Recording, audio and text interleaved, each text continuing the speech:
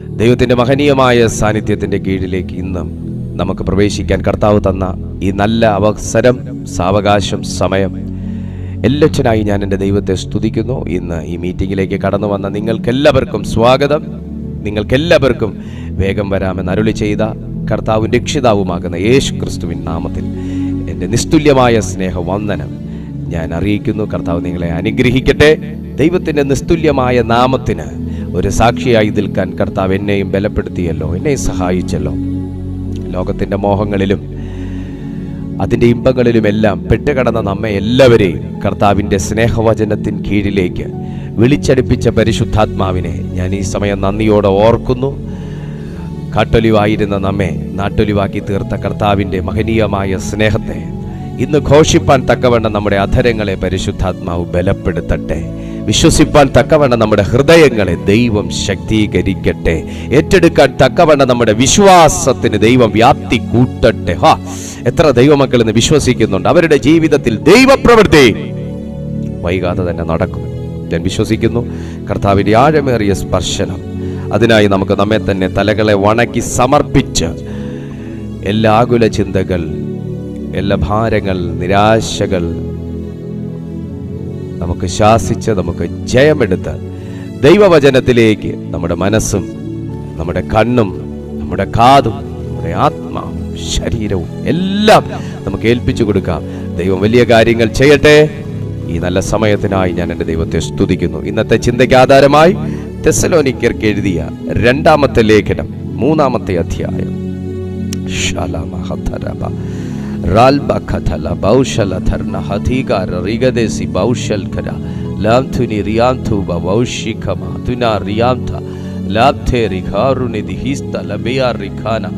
സ്തോത്രം ചെയ്ത് എല്ലാ ദൈവമക്കളും സ്തോത്രം ചെയ്ത് പ്രൈസ് ഗാഡ്. ദൈവത്തിന് മഹത്വം, ദൈവത്തിന് മഹത്വം, ദൈവത്തിന് മഹത്വം.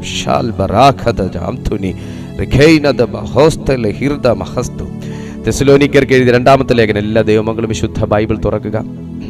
അപ്പോസ്തലനായ പൗലോസ് തെസ്സലോനിക്കർക്ക് എഴുതിയ 2-ാമത്തെ ലേഖനം 3-ാമത്തെ അധ്യായം, അതിൻ്റെ 1 മുതൽ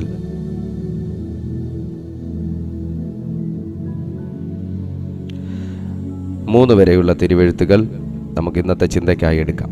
1 മുതൽ 3 വരെയുള്ള തിരുവെഴുത്തുകൾ. തെസ്സലോനിക്കർക്ക് എഴുതിയ 2-ാമത്തെ ലേഖനം 3-ാമത്തെ അധ്യായം 1 മുതൽ 3 വരെയുള്ള വാക്യങ്ങൾ. ഒടുവിൽ സഹോദരന്മാരെ, കർത്താവിൻ്റെ വചനം നിങ്ങളുടെ അടുക്കൽ എത്തിയതുപോലെ വേഗം വ്യാപിച്ചു മഹത്വപ്പെടുവാനും വല്ലാത്തവരും ദുഷ്ടന്മാരുമായ മനുഷ്യരുടെ കയ്യിൽ നിന്ന് ഞങ്ങൾ വിടുവിപ്പാനും ഞങ്ങൾക്ക് വേണ്ടി പ്രാർത്ഥിക്കുവിൻ. വിശ്വാസം എല്ലാവർക്കും ഇല്ലല്ലോ. കർത്താവോ വിശ്വസ്തൻ, അവൻ നിങ്ങളെ ഉറപ്പിച്ച് ദുഷ്ടന്റെ കയ്യിൽ അകപ്പെടാത്തവണ്ണം കാത്തുകൊള്ളും.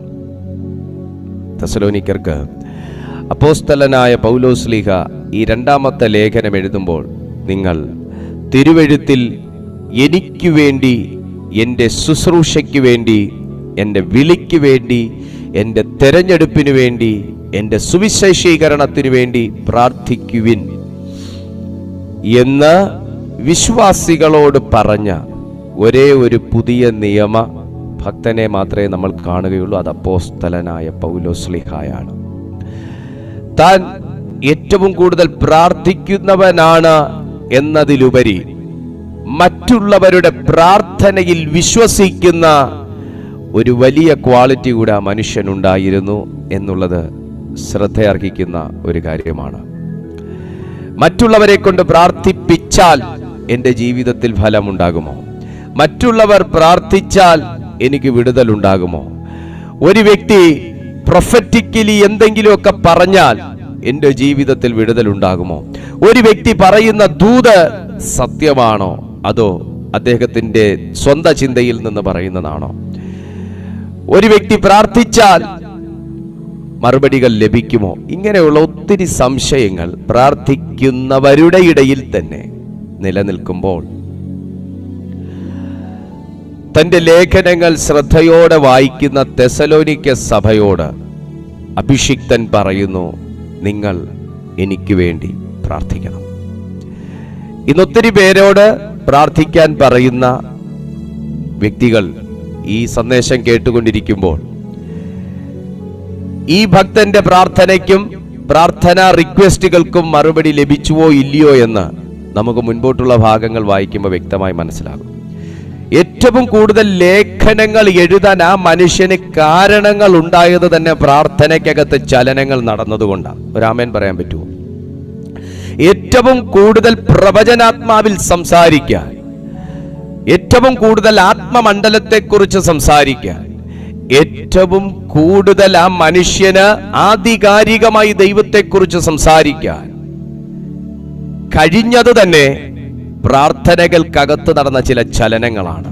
ഇന്ന് ആരെങ്കിലും പ്രാർത്ഥനയെ വൃഥാവായി കാണുന്നുവെങ്കിൽ, മടുപ്പായി കാണുന്നുവെങ്കിൽ, വലിയ കാര്യശേഷി ഇല്ലാത്ത ഒരു കാര്യമായി കാണുന്നുവെങ്കിൽ, അത് സമാധാനം കിട്ടാൻ വേണ്ടി എന്തോ ജൽപ്പനം ചെയ്യുന്ന ഒരു കാര്യമാണ്, അതൊരു അധര വിപ്ലവമാണ് എന്ന് കാണുന്നു എന്നുണ്ടെങ്കിൽ താങ്കൾ തിരിച്ചറിയുക, ഈ മനുഷ്യന്റെ ജീവിതത്തിൽ പ്രാർത്ഥനാക്കുറവുള്ളത് കൊണ്ടല്ല മറ്റൊരു വ്യക്തിയോട് പ്രാർത്ഥിക്കണമെന്ന് ആവശ്യപ്പെടുന്നത്. പിന്നെയോ ആര് പ്രാർത്ഥിച്ചാലും പ്രാർത്ഥനയ്ക്ക് ഉത്തരം നൽകുന്ന ഒരു ദൈവം ഉണ്ടെന്ന് തിരിച്ചറിഞ്ഞതുകൊണ്ടാണ്.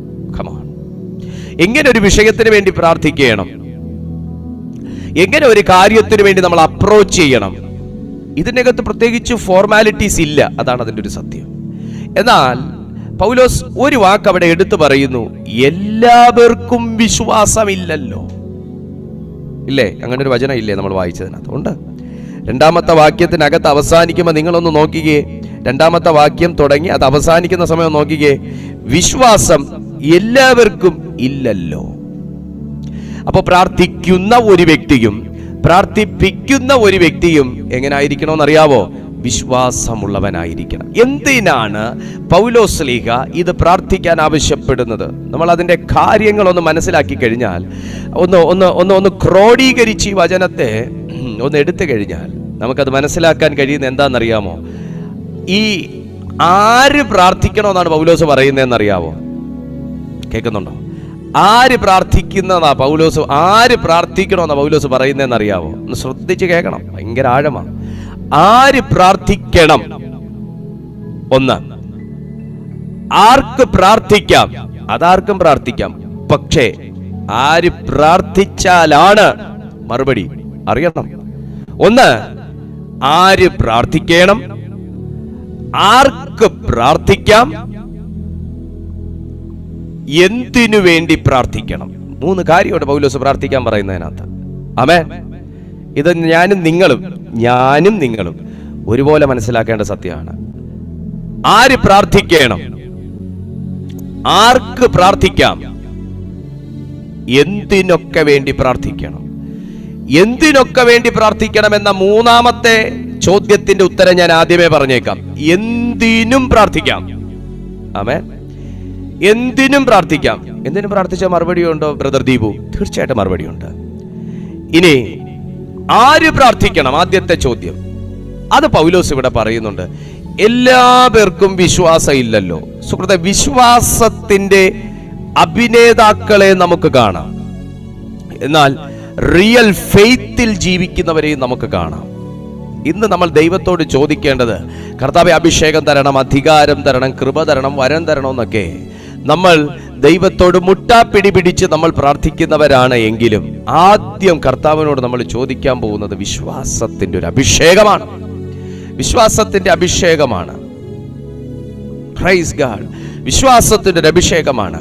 പൗലോസ് പറയുന്നു, ആര് പ്രാർത്ഥിക്കണം? വിശ്വാസമുള്ളവർ പ്രാർത്ഥിക്കണം. പൗലോസ് പോയ സ്ഥലങ്ങളിൽ എല്ലായിടത്തും എനിക്ക് വേണ്ടി പ്രാർത്ഥിക്കാൻ പറഞ്ഞോ? നിങ്ങൾ ശ്രദ്ധിച്ചോ? ഇല്ല. നിങ്ങൾ വേറെ എവിടെയും കാണത്തില്ല. ഈ വചനം നിങ്ങൾ വേറെ എവിടെയും കാണത്തില്ല. എന്നാൽ പൗലോസ് തെസ്സലോനിക്ക സഭയിൽ വന്ന് സെലക്റ്റീവായ ചിലർ നിന്നപ്പോൾ പൗലോസ് പറഞ്ഞു, you have to pray for me. നിങ്ങൾ എനിക്ക് വേണ്ടി ഒന്ന് പ്രാർത്ഥിക്കണം. മടുത്തു തുടങ്ങിയോ? പ്രാർത്ഥിക്കാൻ പറയുന്ന കാര്യങ്ങൾക്കകത്ത് ഇപ്പം മടുപ്പ് തോന്നി തുടങ്ങിയോ? ആരും പ്രാർത്ഥിക്കത്തില്ല എന്ന ഒരു ചിന്ത നിങ്ങളെ ഭരിക്കുന്നുണ്ടോ? ഞാൻ പ്രാർത്ഥിക്കാൻ പറഞ്ഞാലും അവരെന്റെ വിഷയം പ്രാർത്ഥിക്കത്തില്ല എന്നുള്ള ചിന്ത ഇപ്പോൾ ഭരിച്ചു തുടങ്ങിയോ? അവർ പ്രാർത്ഥിച്ചിരുന്നെങ്കിൽ എനിക്ക് മറുപടി കിട്ടത്തില്ലായിരുന്നോ എന്ന് നിങ്ങളുടെ ചിന്തയിൽ ശത്രു കൊണ്ട് വിത്തിട്ട് തന്നോ? എന്നാൽ ഒരു ശുദ്ധീകരണത്തിനു വേണ്ടി ഈ സമയം ദൈവാത്മാവ് ഈ ദൂത് താങ്കൾ കേൾക്കെ സംസാരിക്കുമ്പോൾ പൗലോസ് പറഞ്ഞത് പ്രാർത്ഥന കുറവുകൊണ്ടല്ല, തന്റെ ജീവിതത്തിൽ പ്രാർത്ഥന കുറവുകൊണ്ടല്ല സുഹൃത്തെ, പക്ഷേ ഒരു കോട്ട കെട്ടിയുള്ള പ്രാർത്ഥനയ്ക്ക്, ഒരു മനപ്പെട്ടുള്ള പ്രാർത്ഥനയ്ക്ക്, ഐക്യമത്യത്തോടുകൂടിയ പ്രാർത്ഥനയ്ക്ക് ഫലമുണ്ടെന്ന് തനിക്കറിയാം. ഇനി ആര് പ്രാർത്ഥിക്കണം? അതായിരുന്നു നമ്മുടെ ആദ്യത്തെ ചോദ്യം. വിശ്വാസമുള്ളവൻ പ്രാർത്ഥിക്കണം. പാസ്റ്ററെ പ്രാർത്ഥിക്കണേ, പാസ്റ്റർക്ക് മാത്രമേ പ്രാർത്ഥിക്കാവുള്ളൂ. വിശ്വാസമുള്ള ആർക്കും പ്രാർത്ഥിക്കാം. നിങ്ങൾക്ക് പ്രാർത്ഥനയുടെ ഗ്രാമർ അറിയത്തില്ല, തുടക്കം അറിയത്തില്ല, എങ്ങനെ പ്രാർത്ഥിക്കണം പാസ്റ്റർ, ഏത് വചനം പറഞ്ഞ് പ്രാർത്ഥിക്കണം പാസ്റ്റർ, അങ്ങനെ ഒരു സമ്പ്രദായമേ ഇല്ല, അങ്ങനെ ഒരു ചടങ്ങേ ഇല്ല, അങ്ങനെ ഒരു ഫോർമാലിറ്റിയേ ഇല്ല. നിങ്ങൾക്ക് എങ്ങനെയും പ്രാർത്ഥിക്കാം. അതിനെനിക്ക് പ്രാർത്ഥിക്കേണ്ട രീതി അറിഞ്ഞുകൂടാ. പ്രാർത്ഥിക്കേണ്ട രീതി അറിഞ്ഞുകൂടാതെ പ്രാർത്ഥിച്ച ശിഷ്യന്മാരെ കർത്താവ് പ്രാർത്ഥന പഠിപ്പിക്കുന്നതിന് മുന്നേ ദൈവം ശാസിച്ച് തള്ളിയിട്ടോ? അവരാദ്യമായിട്ടല്ല പ്രാർത്ഥിക്കുന്നേ, പക്ഷെ അവരെങ്ങനെയൊക്കെ പ്രാർത്ഥിച്ചിരുന്നു. പക്ഷെ വേണ്ടുന്ന വണ്ണം എങ്ങനെ പ്രാർത്ഥിക്കണമെന്ന് അവർക്ക് അറിഞ്ഞുകൂടാ. അതുകൊണ്ട് യേശു അവരെ ഒരു ലെസൺ പഠിപ്പിച്ചു. അതിനപ്പുറമായി ഇവരിത് പഠിച്ചു പ്രാർത്ഥിച്ചില്ലെങ്കിലും ഇവർക്ക് അറിയാവുന്ന പോലെ പ്രാർത്ഥിച്ചാലും യേശു ശാസിക്കാൻ പോകുന്നില്ല. കം ഓൺ, നമ്മുടെ ധാരണകളും ബോധ്യങ്ങളും മാറട്ടെ.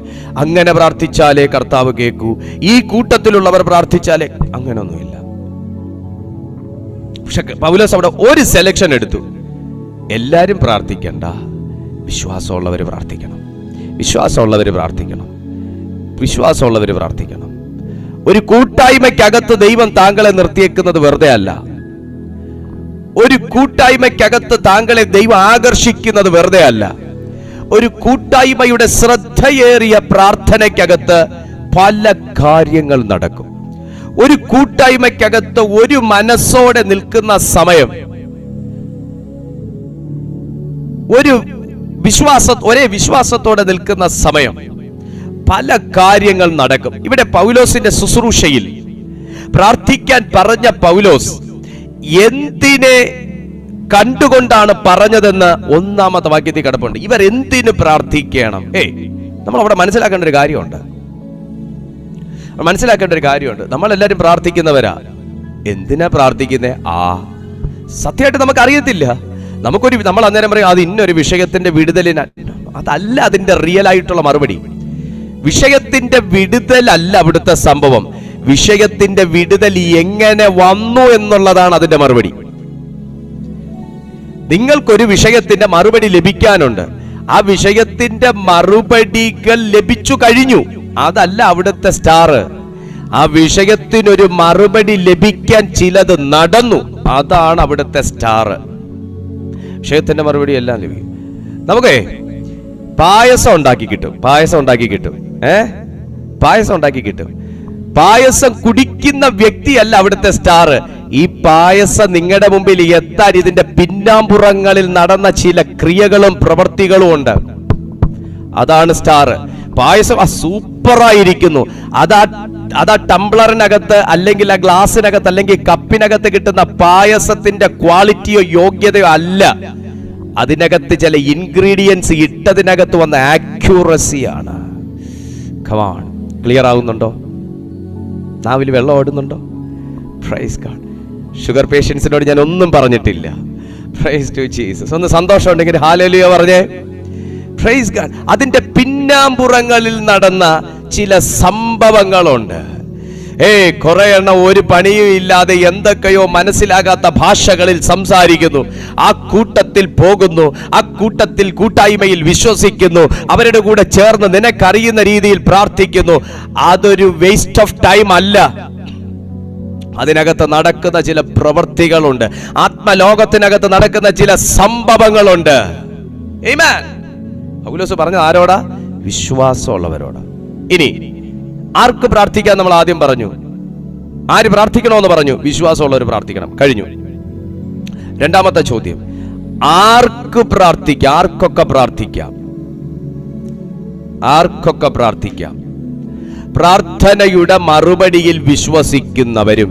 ഇനി അടുത്ത വാക്യം കേട്ടോ, ഒന്നാമത്തെ വാക്യം, ഒടുവിൽ സഹോദരന്മാരെ, കർത്താവിന്റെ വചനം നിങ്ങളുടെ അടുക്കലെത്തിയതുപോലെ. ആർക്കാ പ്രാർത്ഥിക്കാൻ കഴിയുന്നേ?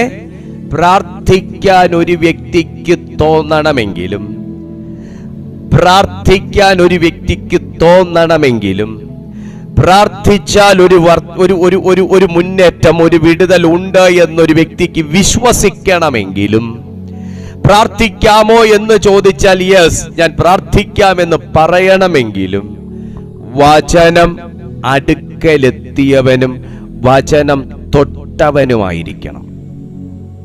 ആമേൻ. ഒരു ഹല്ലേലൂയ പറയാൻ പറ്റുമോ? വചനം അടുക്കലെത്തിയവൻ. അർത്ഥം എന്താ? അർത്ഥം എന്താണ്? വചനമില്ലാത്ത പ്രാർത്ഥനയ്ക്ക് ബലഹീനതയുണ്ട്. വചനത്തിന്റെ അകത്തു നിന്നുള്ള പ്രാർത്ഥനയ്ക്കകത്തല്ലാത്തതിന് ബലഹീനത, അടിസ്ഥാനത്തിന് ഉറപ്പുകുറവുണ്ട്. വചനം അടുക്കലെത്തിയവരോടാണ് പൗലോസ് പ്രാർത്ഥിക്കാൻ ആവശ്യപ്പെടുന്നത്. ഇന്ന് ആരെങ്കിലും ഉണ്ടോ വചനത്തിനകത്ത് ബലഹീനതയുള്ള ആരെങ്കിലും ഉണ്ടോ? എന്ന് വെച്ചാൽ വചനം എന്റെ ഒരു വീക്ക്നെസ്സാ ബ്രദറെ എന്ന് പറയുന്ന ആരെങ്കിലും ഇതിനകത്തുണ്ടോ? നിങ്ങൾക്കറിയാവോ, വർഷങ്ങൾക്ക് മുൻപേ ഒരു പ്രവാചകന്മാരുമായിട്ടും എനിക്ക് ബന്ധമില്ല. വർഷങ്ങൾക്ക് മുൻപേ ഒരു സഭയുമായിട്ടും എനിക്ക് ബന്ധമില്ല. മൈക്ക് കയ്യിൽ വരുന്നതിന് മുന്നത്തെ കാര്യമാണ്. വർഷങ്ങൾക്ക് മുൻപേ ഒരു പ്രാർത്ഥിക്കുന്ന ആന്റിമാരുമായിട്ടും ബന്ധമില്ല. അന്നത്തെ കാലഘട്ടങ്ങൾക്കകത്തും ആ കാലഘട്ടത്തിലും ദൈവം എന്തൊക്കെയോ അധരത്തിൽ മലയാളത്തിൽ പ്രാർത്ഥിക്കാൻ ഒരു കൃപ. ഇന്ന് അതിനെ അഭിഷേകം എന്ന് പറയാൻ പറ്റുന്നേ. അന്ന് എനിക്ക് ഈ അഭിഷേകം എന്ന വാക്കൊന്നും അറിഞ്ഞുകൂടാ. ദൈവം തന്നു. എന്തൊക്കെയോ പുലമ്പും, വീടിനകത്തിരുന്ന് എന്തൊക്കെയോ പുലമ്പും, എന്തൊക്കെയോ പറയും. പിന്നെ എന്തുവാ പ്രാർത്ഥിച്ചെന്ന് വെച്ചാൽ അറിയത്തില്ല, എന്തുവാ പ്രാർത്ഥിച്ചെന്ന് അറിയത്തില്ല. പക്ഷേ അകത്തിരുന്ന് ഏതോ ഒരു ആത്മാവ്, അത് ഇന്ന് ഞാൻ പറയുന്നു ദൈവാത്മാവ്, എന്റെ ഒരുക്കമുള്ള ആത്മാവ് ബലഹീനതയുള്ള ജഡത്തെ കയ്യിലെടുക്കാതെ, കണക്കിലെടുക്കാതെ അകത്തിരിക്കുന്ന ആത്മാവ് എന്തൊക്കെയോ മലയാളത്തിൽ പറയുന്നു. നാവ് അതിന് സപ്പോർട്ട് ചെയ്യുന്നു, ശബ്ദം അതിന് സപ്പോർട്ട് ചെയ്യുന്നു, എൻ്റെ കണ്ണുകൾ അതിന് പ്രതികരിക്കുന്നു. കണ്ണിൽ നിന്ന് ഒഴുകി എന്തൊക്കെയോ വരുന്നു. എന്തോ ഒരു കാര്യം ദൈവത്തോട് ശക്തമായി ആവശ്യപ്പെട്ടിട്ട് എനിക്ക് പ്രവചന ശക്തിയില്ല, അന്ന് പ്രവചനാത്മാവൊന്നും ഇല്ല, എന്തോ ദൈവം പറയുന്നു, ഒന്നും അറിഞ്ഞുകൂടാ. പക്ഷേ വചനം തുറന്ന് ഞാൻ അങ്ങോട്ട് നോക്കുമ്പോ ഇതിലും നന്നായി ഒരു പ്രോഫറ്റും പ്രവചിക്കത്തില്ല. ഇതിലും നന്നായി ഒരു പ്രോഫറ്റും പ്രവചിക്കത്തില്ല.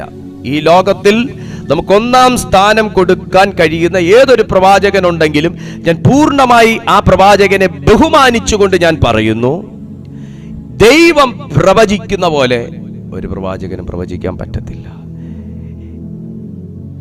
ഇന്നിലെ ഞാൻ എന്താണ്, ഇന്നലത്തെ ഞാൻ എന്താണ്, നാളത്തെ ഞാൻ എന്താണ്, ഇത് വ്യക്തമായി പ്രവചിക്കാൻ കഴിയുന്ന നല്ല കർത്താവ് എത്ര പേരുണ്ട് ഇതിനകത്ത്? ഇന്നിലെ ഞാൻ എന്താണ്, ഇന്നലത്തെ ഞാൻ എന്താണ്, നാളത്തെ ഞാൻ എന്താണ്, എന്നോട് ദൈവം സംസാരിക്കാറുണ്ട്. ഇന്ന് ഞാൻ മാറ്റേണ്ടത് എന്താണ്, ഇന്ന് ഞാൻ സ്വീകരിക്കേണ്ടത് എന്താണ്, ഇന്ന് ഞാൻ എടുക്കേണ്ട തീരുമാനം എന്താണ് എന്ന് വ്യക്തമായി എന്നോട് ആലോചന പറയുന്ന കർത്താവ്. അതാണ് എന്നെ നിങ്ങളുടെ മുമ്പിൽ കൊണ്ടെത്തിച്ച്. അന്ന് ഞാൻ പഠിച്ചു, പ്രാർത്ഥനകൾക്ക് പ്രത്യേകിച്ച് ഫോർമാലിറ്റീസ് ഇല്ല. ദൈവം ഇങ്ങനെ പറഞ്ഞിട്ടുള്ളൂ, ഹൃദയം നുറുങ്ങിയവർക്ക് യഹോവ സമീപസ്ഥ. എന്തിനാണെന്നറിയാവോ? യുഗങ്ങൾക്ക് മുൻപേ കർത്താവ് അത് എഴുതി വെച്ചേക്കുന്നത്, ഹൃദയം നുറുങ്ങിയവനെ ആർക്കും വേണ്ട. അവന് സമീപസ്ഥനായി ഇറങ്ങാൻ കഴിയുന്ന ഒരു കർത്താവ് ഉണ്ട് എന്ന് അന്നേ സ്വർഗത്തിന്റെ ആത്മാവ് എഴുതി വെച്ചു. എങ്കിൽ ഇന്ന് ഈ സമയം എന്നെ കാണുന്ന പ്രാർത്ഥനകളിൽ എവിടെയൊക്കെയോ ബലഹീനത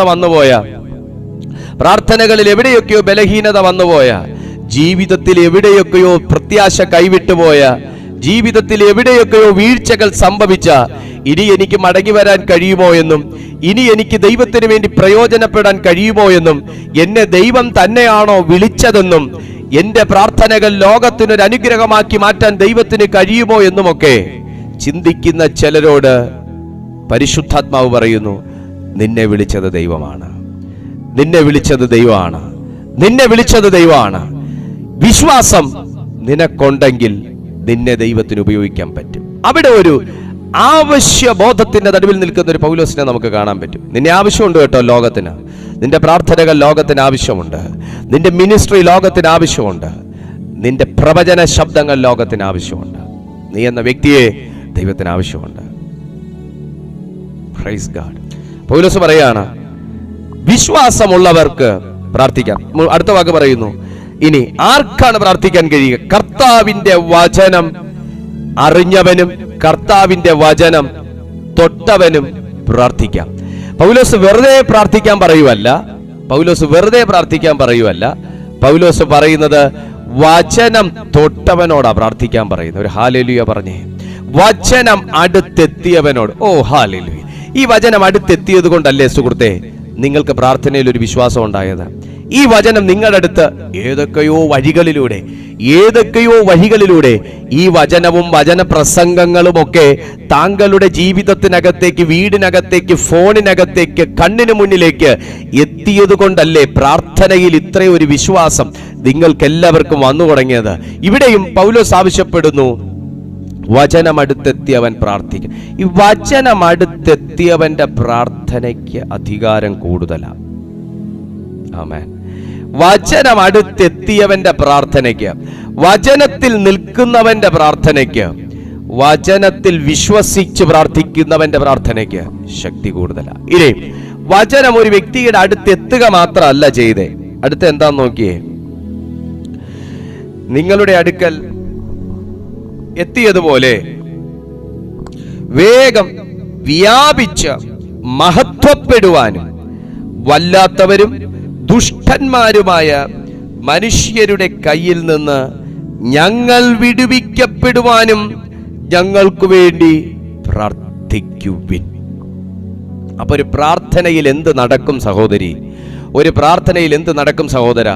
ഒരു പ്രാർത്ഥനയിൽ എന്ത് നടക്കും എന്നുള്ളത് പൗലോസ് വ്യക്തമായിട്ട് ഇതിനകത്ത് പറയുന്നുണ്ട്. ഒന്ന്, സുവിശേഷം വേഗത്തിൽ വ്യാപിക്കും. ദൈവവചനം വ്യാപിക്കുന്നതാണ്. രണ്ട്, ഈ സുവിശേഷം ഒരുവന്റെ ജീവിതത്തിനകത്ത് പ്രവർത്തിക്കാൻ തുടങ്ങിയാൽ അവന്റെ ജീവിതത്തിന്റെ ഇരുട്ട് മാറും. അവന്റെ ജീവിതത്തിനകത്ത് സുവിശേഷത്തിന്റെ മഹത്വം വെളിപ്പെടും. മൂന്ന്, പ്രാർത്ഥിക്കേണ്ടത് ഇതിനാണ്, ദൈവവേലയിൽ തടയപ്പെടാതിരിപ്പാൻ. അതാ പൗലോസ് പറഞ്ഞത്, ദുഷ്ടന്റെ കയ്യിൽ അകപ്പെടാതിരിപ്പാൻ. പ്രാർത്ഥിക്കുന്ന നമ്മളെല്ലാവരും ഓരോ വേലയ്ക്കകത്താണ്. ആമേൻ. പ്രാർത്ഥിക്കുന്ന നമ്മളെല്ലാം ഓരോ വേലയ്ക്കകത്താണ്. സുവിശേഷത്തിൽ വിശ്വസിക്കുന്ന നമ്മളെല്ലാവരും റെസ്പോൺസിബിൾ ആണ്, റെസ്പോൺസിബിലിറ്റീസ് ഉള്ളവരാണ്. ഞാൻ എൻ്റെ 2 മക്കൾ, എൻ്റെ ഭാര്യ എന്നുള്ള രീതിയല്ല. സുവിശേഷത്തിൽ വിശ്വസിക്കുന്ന നമുക്കെല്ലാവർക്കും ദൈവസഭയോട് കടപ്പാടുകളുണ്ട്, ദൈവ മക്കളോട് പ്രതിബദ്ധതകളുണ്ട്. ദൈവം നമ്മെ ആക്കി വെച്ചിരിക്കുന്ന ഈ ഭൂമിയോട് നമുക്കൊരു കടപ്പാടുണ്ട്, ദേശത്തോടൊരു കടപ്പാടുണ്ട്, സമൂഹത്തോടൊരു കടപ്പാടുണ്ട്. ആമേൻ. സ്വാർത്ഥരാകരുത്, ജീവിതത്തിൽ സ്വാർത്ഥരാകരുത്. പൗലോസ് സ്വാർത്ഥനാകുന്നുവെങ്കിൽ താൻ അറിഞ്ഞ സുവിശേഷം വെച്ചുകൊണ്ട് തനിക്കിരുന്നാ മതി, തനിക്കത് ആർക്കും കൊടുക്കണമെന്നില്ല. പക്ഷെ ദൈവം തന്നെ ഏൽപ്പിച്ചത് വ്യാപാരം ചെയ്യാനുള്ളതാണ് എന്ന് താൻ മനസ്സിലാക്കിയത് കൊണ്ട് താൻ അതിനുവേണ്ടി പുറപ്പെട്ടു. സാഹചര്യം ഒന്നും അനുകൂലമായിരുന്നില്ല. നിങ്ങൾ ദൈവത്തെ അറിഞ്ഞാൽ സാഹചര്യം എല്ലാ വഴികളിലും അനുകൂലമായിരിക്കും എന്ന് കരുതരുത്. പ്രാർത്ഥിക്കുന്ന നിങ്ങൾക്ക് എല്ലാ വഴികളും അനുകൂലമായിരിക്കും എന്ന് നിങ്ങൾ കരുതരുത്. നിങ്ങൾ പ്രതിസന്ധികളെയും പ്രതിബന്ധങ്ങളെയും തരണം ചെയ്യാൻ വിളിക്കപ്പെട്ടവരും അതിനുള്ള ദൈവശക്തി പകരപ്പെട്ടവരുമാണ് എന്ന് നിങ്ങൾ മനസ്സിലാക്കിയിരിക്കുക. 1-ാം മിഷണറി യാത്ര മുതൽ പൗലോസ്ലീഹായിക്ക് പോരാട്ടമായിരുന്നു എന്ന് പറഞ്ഞത് 3-ാം മിഷണറി യാത്ര ചെയ്യാണ്ടിരുന്നോ? താൻ മരിച്ചവനെ പോലെ കല്ലേറുകൊണ്ട് മരിച്ചവനെ പോലെ ആയിട്ടും പുള്ളി അവിടുന്ന് പൊടിയും തട്ടി എഴുന്നേറ്റ് അടുത്ത ദേശത്തേക്ക് സുവിശേഷത്തിന്റെ വ്യാപനത്തിന് വേണ്ടി പോയതിന്റെ പിന്നിൽ ജഡത്തിന്റെ ശക്തിയല്ല തന്നെ നടത്തിയിരുന്നത്, ആത്മാവിന്റെ ശക്തിയാണെന്ന് അവിടെയും ദൈവാത്മാവ് വെളിപ്പെടുത്തി തരികയാണ്. പ്രാർത്ഥനാ ജീവിതത്തിലേക്ക് പ്രവേശിക്കുമ്പോൾ ജീവിതത്തിനകത്ത് ഒന്നിനു മുകളിൽ മറ്റൊരു പ്രതിസന്ധി വന്നാൽ ഇത് പ്രാർത്ഥിച്ചതുകൊണ്ടാണ് എന്ന് വിധി കൽപ്പിച്ച് പ്രാർത്ഥനയിൽ നിന്ന് പിന്മാറുന്നവരാണ് ഏറിയ ജനവും. എന്നാൽ അതിന് തക്കവണ്ണം സുവിശേഷം എന്നെ ക്രിയ ചെയ്തുവെങ്കിൽ, എന്റെ അടുക്കൽ വന്ന സുവിശേഷം എന്നെ സ്വാധീനിച്ചിരുന്നുവെങ്കിൽ, ഞാൻ കേട്ട സുവിശേഷം എന്നെ കഴുകിയിരുന്നുവെങ്കിൽ, ഞാൻ കേട്ട ദൈവവചനം എന്നെ രൂപാന്തരപ്പെടുത്തിയിരുന്നുവെങ്കിൽ പിന്മാറ്റത്തിൽ നിന്ന് ഞാൻ ഒഴിയുമായിരുന്നു. നിന്നെ പിന്മാറ്റണമെന്ന് തന്നെയാണ് സാത്താന്റെ ആഗ്രഹം. നിന്റെ പ്രാർത്ഥനാ ജീവിതത്തിൽ ഒന്ന് കെട്ടിട്ട് വെക്കണമെന്ന് തന്നെയാണ് പൈശാചിക വൃന്ദങ്ങളുടെ ആഗ്രഹവും സ്വപ്നവും. എന്നാൽ അതിനെ ജയിപ്പാൻ പരിശുദ്ധാത്മാവ് ഇന്ന് ആരോടൊക്കെ ആവശ്യപ്പെടുകയും ഈ തിരുവെഴുത്ത് അതിനുവേണ്ടി നിങ്ങളുടെ കരങ്ങളിൽ ഭരമേൽപ്പിക്കുകയും ചെയ്യുകയാണ്. വചനം പറയുന്നു, ആർക്ക് പ്രാർത്ഥിക്കാം? ദൈവവചനം അടുക്കലെത്തിയവന് പ്രാർത്ഥിക്കാം. ഇനി ദൈവവചനം അടുത്തെത്തിയവന്റെ ജീവിതത്തിനകത്ത് ആ ദൈവവചനം വ്യാപിക്കും. ഒന്ന് പറഞ്ഞ, ദൈവവചനം എൻ്റെ മേൽ വ്യാപിക്കും, ദൈവവചനം എൻ്റെ കുടുംബത്തിൽ വ്യാപിക്കും, ദൈവവചനം എൻ്റെ ജീവിതത്തിൽ വ്യാപിക്കും. സുഹൃത്തെ, ഇത് സംഭവിച്ചാൽ നിങ്ങളുടെ ലെവല് തിരിയും. ദൈവവചനം വ്യാപിക്കാൻ അനുവദിച്ചാൽ. ഇത് പലയിടത്തും ബ്ലോക്കാ, ദൈവവചനം ബ്ലോക്കാ. ദൈവശബ്ദങ്ങളൊക്കെ പല വീടുകളിലും ബ്ലോക്കാ, ദൈവവചനം ബ്ലോക്കാ. വചനം കേൾക്കുന്നുണ്ട്, പക്ഷെ ക്രിയ ചെയ്യുന്നില്ല. അതൊരു ഭയങ്കരമാകുന്ന ഒരു പ്രശ്നമാണ്. ദൈവവചനം ക്രിയ ചെയ്യാത്തതൊരു ഭയങ്കരമാകുന്ന പ്രശ്നമാണ്. വചനം കേൾക്കുന്നുണ്ട്, പക്ഷേ ക്രിയ ചെയ്യുന്ന വ്യാപിക്കണം.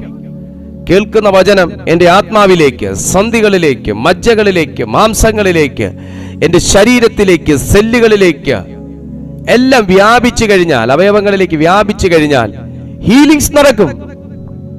എങ്ങനെയാ പിന്നെ ഹീലിംഗ്സ് നടക്കുന്നേ? ഹീലിംഗ്സ് നടക്കും, സൗഖ്യങ്ങൾ ഉണ്ടാകും.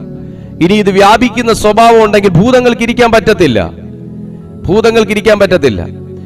നിങ്ങൾ ഹിറ്റ് കണ്ടിട്ടില്ലേ? പാറ്റയ്ക്ക് അടിക്കുന്ന സാധനം ഹിറ്റ്. ഈ സാധനം നമ്മൾ ആരും പാറ്റയുടെ മേത്ത് കൊണ്ട് അടിക്കാറില്ല. പാറ്റ പോകാൻ സാധ്യതയുള്ള വഴിയിൽ കൊണ്ട് നമ്മൾ സ്പ്രേ ചെയ്യാറുണ്ട്. ആരെങ്കിലും പെർഫ്യൂമായിട്ട് ഉപയോഗിക്കാറുണ്ടോ ഹിറ്റ്? ഇല്ല. അത് മനുഷ്യനെ കൊല്ലാനുള്ള സാധനമല്ല, പാറ്റയെ കൊല്ലാനുള്ള സാധനമെന്ന് അറിയാവുന്നുള്ളതുകൊണ്ടല്ലേ. പാറ്റ എവിടെ എന്നാ പാറ്റയുടെ പുറത്തടിച്ചു കൊടുക്കാന്ന് പറഞ്ഞാൽ നമ്മൾ ആരെങ്കിലും ഹിറ്റും കൊണ്ട് പുറകെ നടക്കാറുണ്ടോ? ടോം ആൻഡ് ജെറിയിൽ നടക്കുന്ന പോലെ? ഇല്ല. പാറ്റ പോകാൻ സാധ്യതയുള്ള, പാറ്റ വരാൻ സാധ്യതയുള്ള എല്ലാ സ്ഥലത്തും നമ്മൾ എന്തോ ചെയ്യും? ശുശു അടിച്ചു കൊടുക്കും. എന്നിട്ട് പാറ്റ വരുമോ? പാറ്റ വരുമോ? പാറ്റ വരുമോ? നോക്കിയിരിക്കുവോ? ഇല്ല, നമ്മൾ പോയി കിടക്കും. പക്ഷെ അടുത്ത ദിവസം അത് വ്യാപിപ്പിച്ച സ്ഥലങ്ങളിലെല്ലാം റിസൾട്ട് കണ്ടുപോകണം.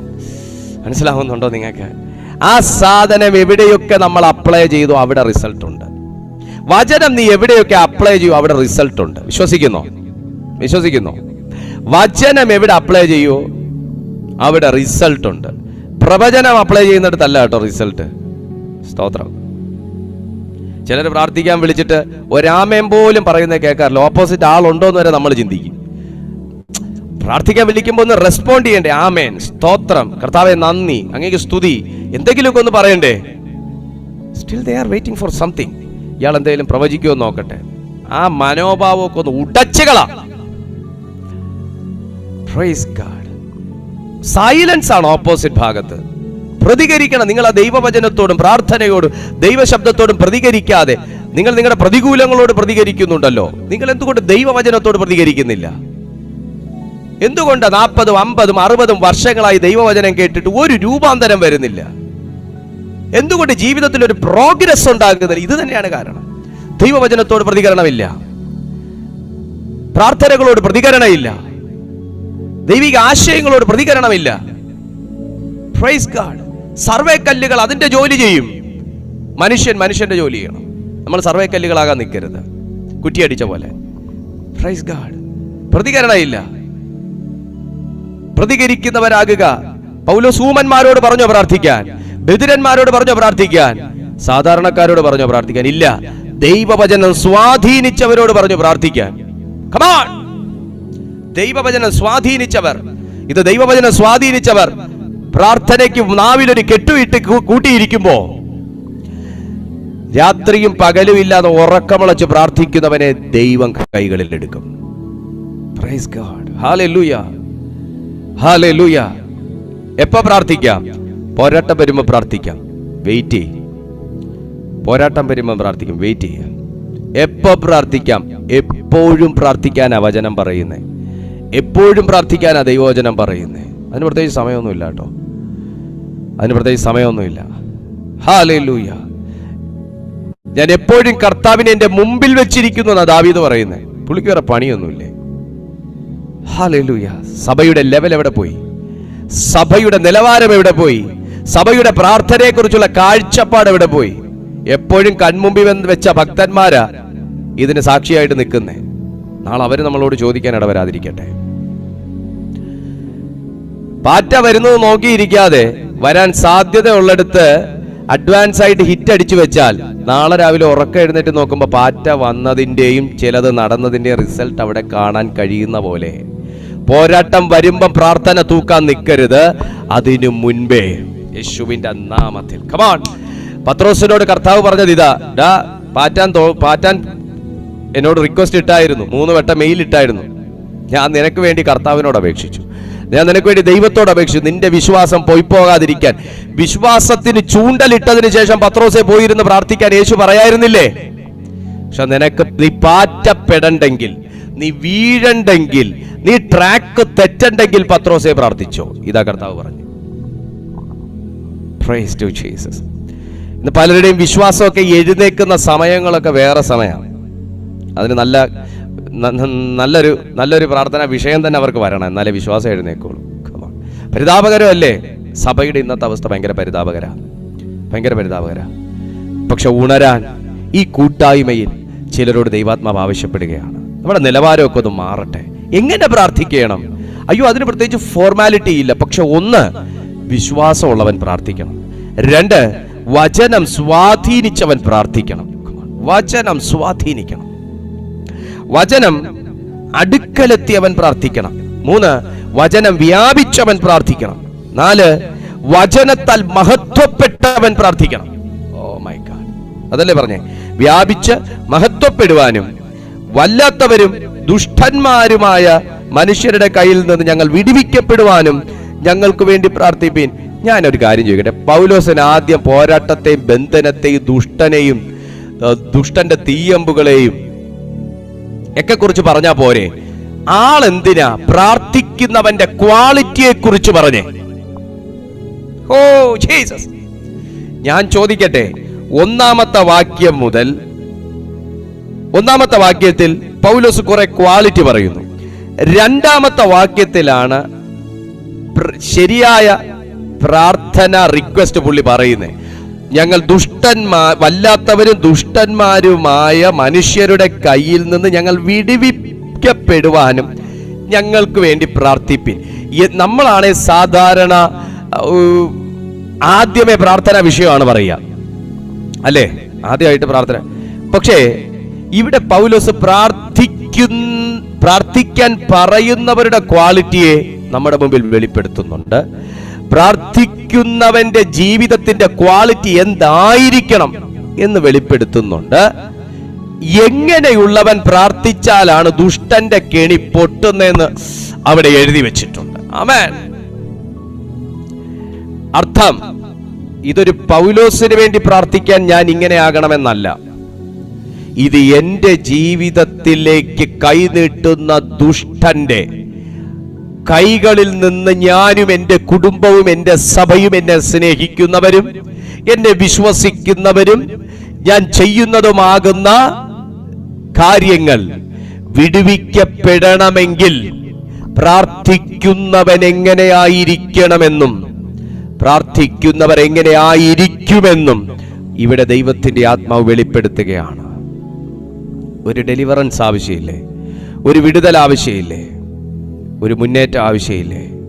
ഒരു ജയം ആവശ്യമില്ലേ? ഇങ്ങനെ ആയിരിക്കുക. ഒന്ന് സ്തോത്രം ചെയ്ത് ഇങ്ങനെ ആയിരിക്കുക. ഒരു ആമേൻ പറഞ്ഞ് ഇങ്ങനെ ആയിരിക്കുക. എങ്ങനെ ആയിരിക്കുക? വചനം നമ്മുടെ അടുത്തേക്ക് കർത്താവ് അയക്കുമ്പോൾ 1, അത് നമ്മുടെ ജീവിതത്തിൽ വ്യാപിക്കും. 2, മഹത്വപ്പെടും. ദൈവത്തിന്റെ വചനം എന്താണോ അത് നമ്മുടെ ജീവിതത്തിൽ സംഭവിക്കും. ക്രിസ്തു എന്താണോ അത് നമ്മുടെ ജീവിതത്തിൽ സംഭവിക്കും. വ്യാപിച്ച് മഹത്വപ്പെടുവാനും വല്ലാത്തവരും നിങ്ങളുടെ അടുക്കൽ എത്തിയതുപോലെ വേഗം വ്യാപിക്കും. വചനം നമ്മുടെ ജീവിതത്തിൽ വ്യാപിക്കും. 2, മഹത്വപ്പെടും. 3, നമ്മെ വിടുവിക്കും. നാം വിടുവിക്കപ്പെട്ടവരാണെങ്കിൽ നമ്മുടെ പ്രാർത്ഥനയിൽ വിടുതലുകൾ നടക്കും. ഹല്ലേലൂയ. നമ്മുടെ പ്രാർത്ഥനയിൽ വിടുതലുകൾ നടക്കും. വിശ്വസിക്കുന്നോ?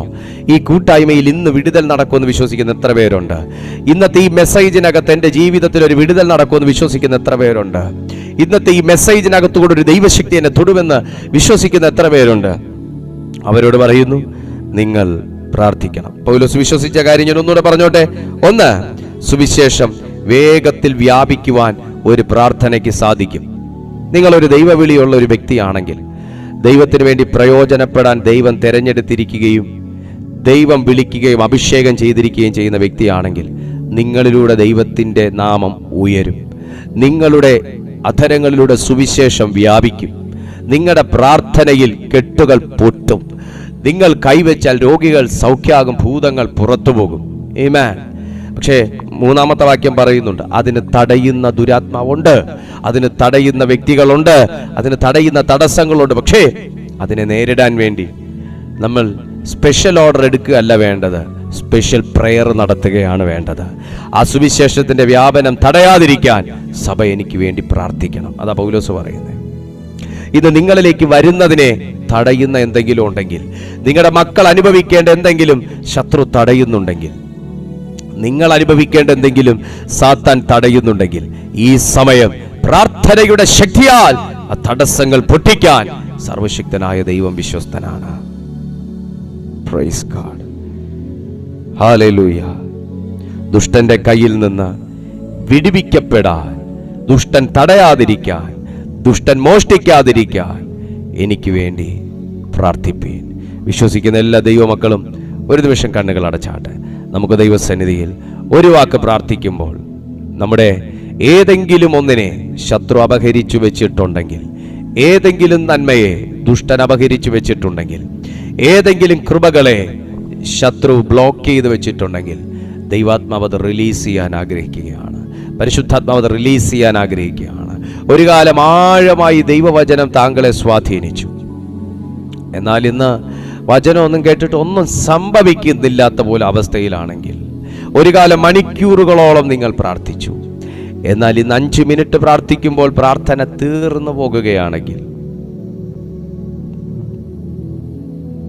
നിങ്ങളെ തടയുന്ന, നിങ്ങളെ പിടിച്ചു വെച്ചേക്കുന്ന എന്തോ ഒന്ന് ഇന്ന് ദൈവം ശാസിക്കാൻ ആഗ്രഹിക്കുകയാണ്. ഇന്ന് പരിശുദ്ധാത്മാവ് ശാസിക്കാൻ ആഗ്രഹിക്കുകയാണ്.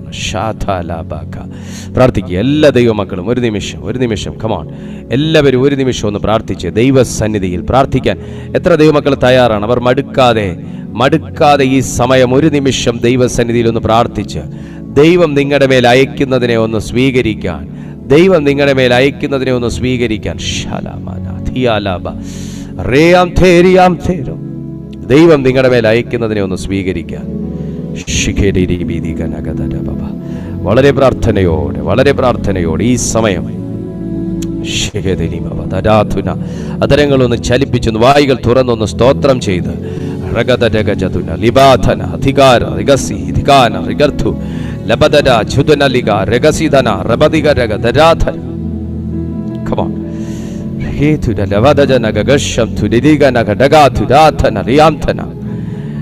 നിന്നെ പിടിച്ചു വെച്ചേക്കുന്നത്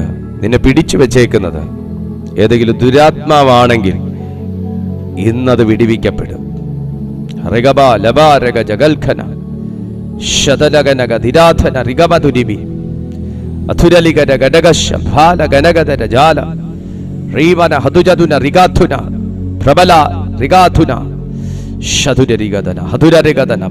പ്രാർത്ഥിക്കുമ്പോൾ തന്നെ ചിലതിന് അയവ് വരുന്നുണ്ട്.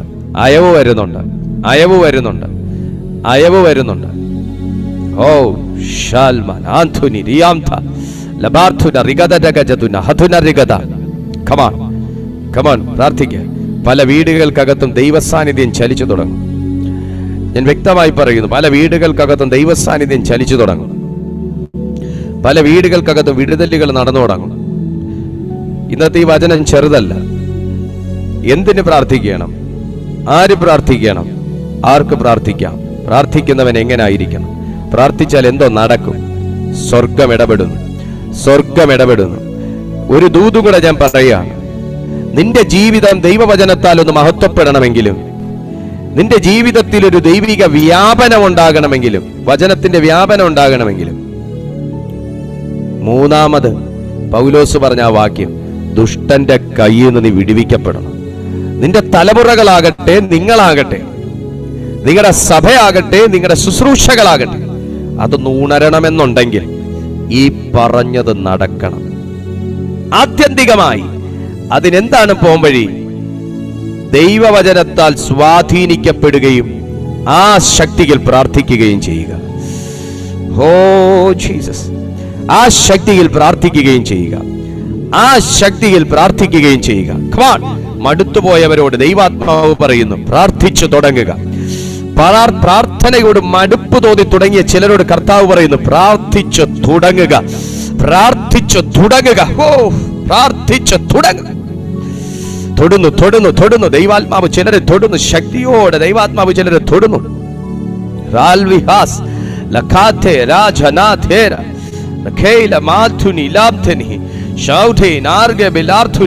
യേശുവിന്റെ അധികാരമുള്ള നാമത്തിൽ, യേശുവിന്റെ അധികാരമുള്ള നാമത്തിൽ ഈ കുടുംബങ്ങളെയൊക്കെ ശത്രു പിടിച്ചു വെച്ചിരിക്കുന്ന അവസ്ഥകളെ ഇപ്പോൾ സ്വർഗം തകർക്കട്ടെ. ഒരു പ്രാർത്ഥനയ്ക്ക്, ഒരു കൂട്ടായ്മയുടെ പ്രാർത്ഥനയ്ക്ക്, അതെ, ഒരു ദൈവശക്തിയിൽ തുടരുന്ന ഒരു കൂട്ടായ്മയുടെ പ്രാർത്ഥനയ്ക്ക് ഒത്തിരി കാര്യങ്ങൾ ചെയ്യുവാൻ തക്കവണ്ണം കഴിയും. സഭയിലുള്ള പൗലോസിന്റെ വിശ്വാസമാണ് വെളിപ്പെടുത്തുന്നത്. എന്താണ്? ദുഷ്ടന്റെ പിടി പൊട്ടിയാലേ, ദുഷ്ടൻ പിടിക്കാതിരുന്നാലേ ദൈവവചനം വ്യാപിക്കുകയുള്ളൂ, ദൈവവചനം വ്യാപിക്കുകയുള്ളൂ. ഹോ പ്രിയപ്പെട്ട സുഹൃത്തെ, നിങ്ങൾ ചില വ്യക്തികളുടെ മേൽ ഈ ദൈവവചനം വ്യാപിക്കണമെന്ന് നിങ്ങൾ ഉപവാസം എടുത്ത് പ്രാർത്ഥിക്കുന്നു.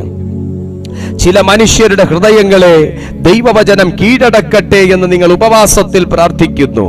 Praise God. Amen.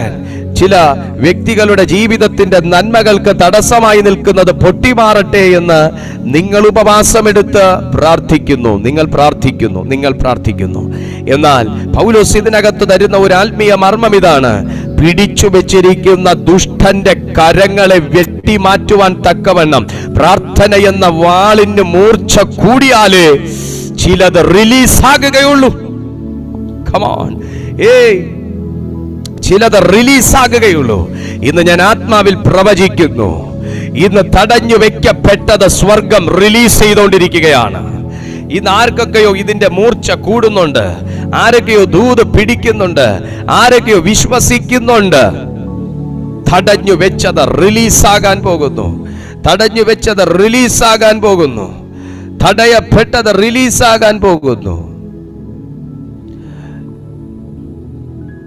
രക്തത്താൽ ജയമെടുക്കുന്നു. ശതല മമധര ലീബരബ രാധലബ ഹസ്തു രാധന.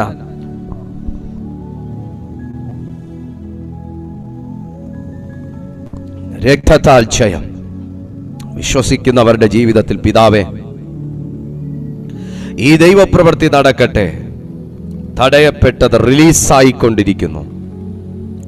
നിങ്ങളിലേക്ക് വരാനുള്ളതിനെ തടയുന്നത് സ്വർഗം വെട്ടിമാറ്റി റിലീസ് ചെയ്യുന്നു. സുവിശേഷം വ്യാപിക്കാതെ, വിശ്വാസം വ്യാപിക്കാതെ, സുവിശേഷം വ്യാപിക്കാതെ, വിശ്വാസം വ്യാപിക്കാതെ, ദൈവത്തിന്റെ മഹത്വം ജീവിതത്തിൽ വെളിപ്പെടാതെ വണ്ണം ഇരുട്ട് സ്വാധീനിക്കുന്ന ചില കുടുംബങ്ങളിലേക്ക് ദൈവത്തിന്റെ തീ ഇറങ്ങുന്നു.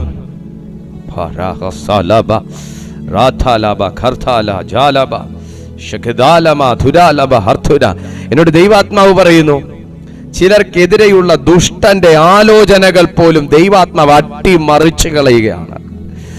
ചില കുടുംബങ്ങൾക്കെതിരെ നിൽക്കുന്ന ദുഷ്ടന്റെ ആലോചനകൾ പോലും പരിശുദ്ധാത്മാവ് ഈ സമയം ഒന്നുമല്ലാത്തതാക്കി, അത് നിർവീര്യവും നിഷ്ക്രിയവുമാക്കി പരിശുദ്ധാത്മാവ് മാറ്റുന്നു.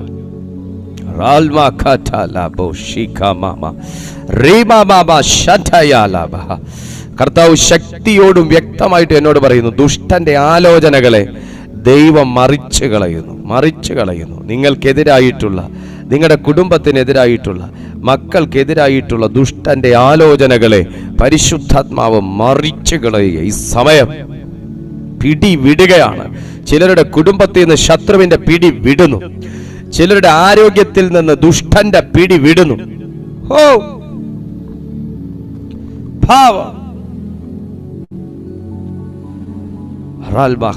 സ്വീകരിക്കുക, സ്വീകരിക്കുക. ദൈവാത്മാവ് പ്രേരിപ്പിക്കുന്നവർ, ദൈവാത്മാവ് തൊടുന്നവർ സ്വീകരിക്കുക, സ്വീകരിക്കുക, സ്വീകരിക്കുക.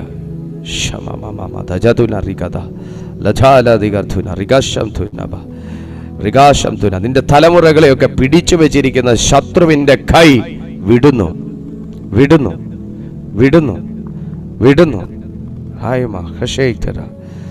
Thank you Jesus. പിതാവേ, ഞങ്ങളുടെ ഈ കൂട്ടായ്മകളെ ദൈവകരങ്ങളിൽ ഏൽപ്പിക്കുന്നു. കാണുന്ന ഓരോ ജനത്തിനായി നന്ദി പറയുന്നു. ദൈവമേ, അങ്ങയുടെ വചനം ഈ ജനത്തെ തൊട്ടു. പിതാവേ, വലിയൊരു ദൈവപ്രവൃത്തി അടിയങ്ങളുടെ ജീവിതത്തിൽ കേൾക്കപ്പെട്ട വചനത്താൽ സ്വർഗം നൽകിയിരിക്കുന്നതിനായി നന്ദി പറയുന്നു. സ്വർഗീയനാഥനെ, ഞങ്ങൾ കേട്ടതുപോലെ ഞങ്ങളുടെ പ്രാർത്ഥന ഏത് നിലവാരത്തിലായിരിക്കണമെന്നും പ്രാർത്ഥിക്കുന്ന ഞങ്ങൾ എപ്രകാരമായിരിക്കണമെന്നും തിരുവെഴുത്തിലൂടെ ഞങ്ങളോട് സംസാരിച്ച അരുമനാഥനെ, എന്തുകൊണ്ടാണ് പ്രാർത്ഥിക്കുന്ന ഞങ്ങളുടെ ജീവിതത്തിൽ ഒരു ബ്രേക്ക് ത്രൂ ഇതുവരെയും വരാത്തതെന്ന് സ്വർഗം അങ്ങയുടെ വചനത്താൽ ഓർപ്പിച്ചതിനെ ഓർത്തും കേൾപ്പിച്ചതിനായും ഞങ്ങൾ അങ്ങേക്ക് നന്ദി പറയുന്നു. കർത്താവെ, കേട്ടവരാകുന്ന ഞങ്ങൾ വിശ്വാസത്തിൽ വളരട്ടെ. ഈ ഓരോ ജനത്തെയും ഞാൻ യേശുവിൻ്റെ നാമത്തിൽ അനുഗ്രഹിക്കുന്നു. ഇവരുടെ ജീവിതം ഒരാശ്ചര്യവും അനുഗ്രഹവുമായി മാറട്ടെ. ദൈവവചനം തൊട്ട ജനമായി ഇവർ മാറട്ടെ. ഇവരാരും നശിച്ചു പോകരുത് കർത്താവേ. ഇവരെല്ലാം ദൈവമുള്ളവരായിരിക്കാൻ കർത്താവ് സഹായിക്കണമെന്ന് ഞാൻ പ്രാർത്ഥിക്കുന്നു. ഞാൻ ഈ സഭയെ, എന്നെ കേൾക്കുന്നവരെ, ഈ കൂട്ടായ്മയുടെ നിലനിൽപ്പിന് വേണ്ടി പ്രാർത്ഥിക്കുന്നവരെയൊക്കെ ഞാൻ പിതാവിൻ്റെയും പുത്രൻ്റെയും പരിശുദ്ധാത്മാവിൻ്റെയും നാമത്തിൽ അനുഗ്രഹിക്കുന്നു. പിതാവേ, ഞങ്ങളുടെ ജീവിതത്തിൽ സ്വർഗീയമായൊരു വലിയ ചലനമുണ്ടാകണമേ. ചലനമുണ്ടാകട്ടെ. ഞങ്ങൾ ആത്മാവിൽ എരിവുള്ളവരായി മാറട്ടെ. ദൈവത്തിനു വേണ്ടി നിൽക്കുന്നവരായി തീരട്ടെ. ശത്രുവിന് പിടിക്കുന്നത് പോകെ തൊടാൻ പോലും കഴിയാത്ത ഒരു ജനറേഷനാക്കി പരിശുദ്ധാത്മാവ് മാറ്റണമേ. കർത്താവ് വലിയ കാര്യങ്ങൾ ചെയ്തിരിക്കയാൽ നന്ദി. ഞാൻ എല്ലാ മഹത്വം അങ്ങേക്ക് തരുന്നു. ഇപ്പോൾ യേശുവിൻ്റെ നാമത്തിൽ ഹീലിങ്സ് ഇതിനകത്ത് നടക്കട്ടെ. ഷിഹോൽ മാസ്കി നാറഹോസ് പ്രാർത്ഥിച്ചുകൊണ്ടിരിക്കുമ്പോൾ നിങ്ങളുടെ മേൽ ഇപ്പോൾ ഹീലിങ്സ് നടക്കുന്നു. വിശ്വസിക്കാൻ ദൈവം കൃപ തന്നിട്ടുള്ള ജനത്തിന് വിശ്വസിക്കാം. ഹീലിങ്സ് നടക്കട്ടെ യേശുവിൻ്റെ നാമത്തിൽ.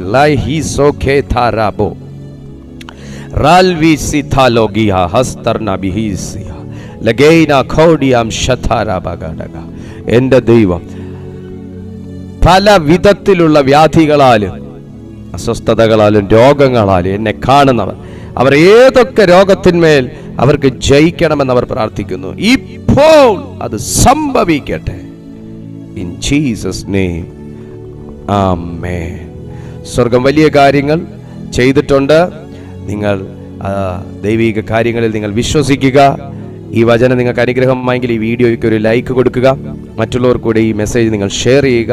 ഞങ്ങളുടെ ഈ മീറ്റിംഗ് കൂട്ടായ്മ ദിവസവും 2 നേരമുണ്ട്. രാവിലെ 6:30 മണിക്കും വൈകുന്നേരം 6:30 മണിക്കും ദൈവത്തിൻ്റെ കൃപയാൽ ഈ ചാനലിൽ നടത്തപ്പെടുന്നു.